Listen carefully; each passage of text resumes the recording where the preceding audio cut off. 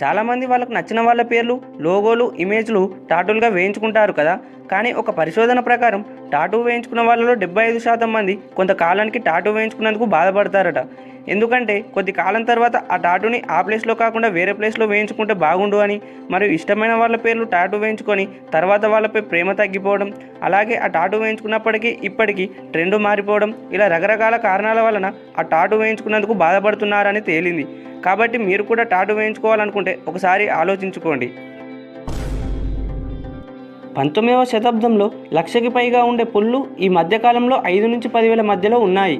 అయితే న్యూయార్క్లో ఒక అతనికి పులిని పెంచుకోవడం అంటే చాలా ఇష్టమట. దాంతో అతను ఒక పులిని తెచ్చుకొని తన ఇంట్లో పెంచుకుంటున్నాడు. ఆ పులిని అతను చాలా బాగా చూసుకునేవాడు.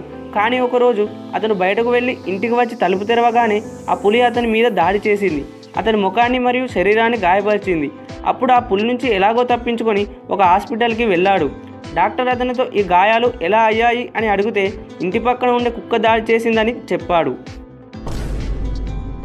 క్రికెట్ ఒలింపిక్స్లో ఎందుకు లేదో ఇప్పుడు తెలుసుకుందాం.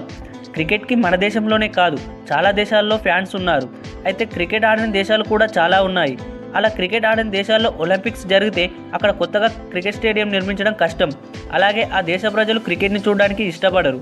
మరియు 2003లో T20 క్రికెట్ను స్టార్ట్ చేశారు. కానీ అంతకంటే ముందు వన్డే మ్యాచ్లు జరిగేవి. అయితే ఒక వన్డే మ్యాచ్ జరగడానికి కనీసం 8 నుంచి 9 గంటల సమయం పడుతుంది. ఒకవేళ 50 దేశాల క్రికెట్ టీమ్స్ పార్టిసిపేట్ చేస్తే ఫైనల్ మ్యాచ్లు కంప్లీట్ అవ్వడానికి చాలా టైం పడుతుంది.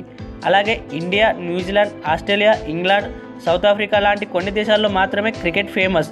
కానీ అమెరికా, చైనా, జపాన్ ఇలా చాలా దేశాల్లో క్రికెట్ ఫేమస్ కాదు.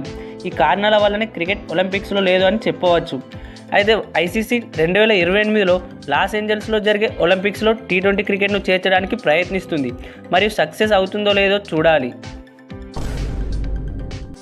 చేపలు మంచినీటిలో, ఉప్పు నీటిలో జీవించే వాటిని బట్టి 25,000 జాతులు ఉంటాయి. అయితే చేపలు నిద్రపోతాయా అనే డౌట్ చాలామందికి ఉంటుంది. చేపలకు కనురెప్పలు ఉండవు కాబట్టి అవి ఎప్పుడు చూసినా కళ్ళు తెరిచే ఉన్నట్టు కనిపిస్తాయి. అయితే అవి కూడా ఎంతో కొంతసేపు నిద్రపోతాయి. కొన్ని చేపలు పగటి వేళ నిద్రిస్తే మరికొన్ని రాత్రి వేళల్లో నిద్రిస్తాయి.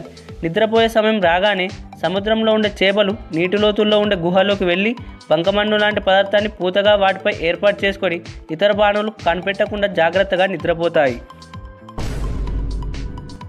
ప్రపంచంలోనే అతిపెద్ద భగవద్గీత పుస్తకం గురించి మీకు తెలుసా? ఢిల్లీలోని ఇస్కాన్ ఆలయంలో ప్రధాని మోడీ ఈ అతిపెద్ద భగవద్గీత పుస్తకాన్ని ఆవిష్కరించారు. అయితే ఈ పుస్తకం బరువు 800 కిలోలు, పొడవు 2.8 మీటర్లు, వెడల్పు 2 మీటర్లు. ఈ గీతా గ్రంథంలో మొత్తం 670 పేజీలు ఉన్నాయి. ఈ భారీ భగవద్గీత గ్రంథాన్ని తీర్చిదిద్దేందుకు ఇస్కాన్ సంస్థకు 2.5 సంవత్సరాలకు పైగా పట్టింది. దీన్ని ఇటలీలో ప్రత్యేకంగా తయారు చేయించారు. ఇటలీ నుంచి ఈ గ్రంథం భారత్ చేరుకునేందుకు నెల రోజుల టైం పట్టింది. మన పవర్ స్టార్ పవన్ కళ్యాణ్ గారి 4th ఫిలిం అయినటువంటి తొలి ప్రేమ మూవీకి సంబంధించి కొన్ని ఫ్యాక్ట్స్ తెలుసుకుందాం. ఈ సినిమాని డైరెక్ట్ చేసిన కరుణాకరన్ చెన్నైలోని పాన్ షాప్లో న్యూస్ పేపర్పై ఉన్న పవన్ కళ్యాణ్ గారి ఫోటోని చూసి హీరోగా పీకే గారే అని డిసైడ్ అయ్యాడట. అలాగే ఈ సినిమాలోని ఒక పాటలో తాజ్మహల్ సెట్ వేయడం కోసం మూవీ బడ్జెట్ సరిపోకపోతే పవన్ కళ్యాణ్ తన రెమ్యూనరేషన్ తక్కువగా తీసుకున్నాడు. అలాగే ఈ మూవీలోని అన్ని సాంగ్స్ కూడా మేల్ వాయిస్లో పాడినవే, ఫీమేల్ వాయిస్లో ఏ సాంగ్ కూడా ఉండదు. మరియు తొలి ప్రేమ మూవీ 21 సెంటర్లలో 100 రోజులకు పైగా నడిచింది. మరియు ఈ మూవీ నేషనల్ అవార్డ్, 6 నంది అవార్డులను గెలుచుకుంది. సముద్రం లోపల ఉన్న నది గురించి మీకు తెలుసా? అసలు సముద్రం లోపల నది ఎలా ఉంటుంది అని అనుకుంటారు. కానీ ఇలాంటిది ఒకటి ఉంది. అయితే ఈ నది మొత్తం ఉప్పు నీటిని కలిగి ఉంటుంది. ఈ నది బ్లాక్ సీలోని సముద్ర గర్భంలో ప్రవహిస్తుంది. దీన్ని ఆగస్టు 1, 2010లో కొంతమంది శాస్త్రవేత్తలు కనుగొన్నారు. ఇలాంటి నది ప్రపంచంలో ఇది తప్ప మరొకటి లేదు. అయితే మీకు సముద్రం లోపల నది ఉందని ఎలా తెలిసింది అనే డౌట్ రావచ్చు. అలాగే నదిలోని నీరు, సముద్రంలోని నీరు రెండు కలవవా అనే డౌట్ కూడా రావచ్చు.